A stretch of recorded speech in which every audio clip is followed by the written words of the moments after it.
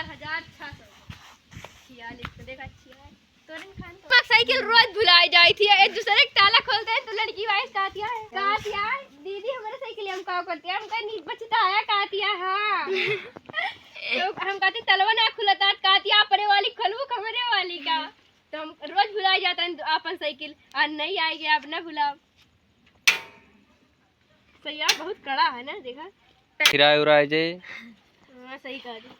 अरे मैं निकाल लेते एक चाबी घरे धर और सही वो स्कूले के एकदम हमारी जहाँ पानी पिए जाते वहीं खड़ी करूँ। हुआ का कर खड़ी करब, हुआ साइकिल ना खड़ी होता है तो कहाँ खड़ी करबू? लड़कियन तो बीचों में खड़ी हैं? बीचों में खड़े होते। अरे नई साइकिल का भुलाई जाए पागल।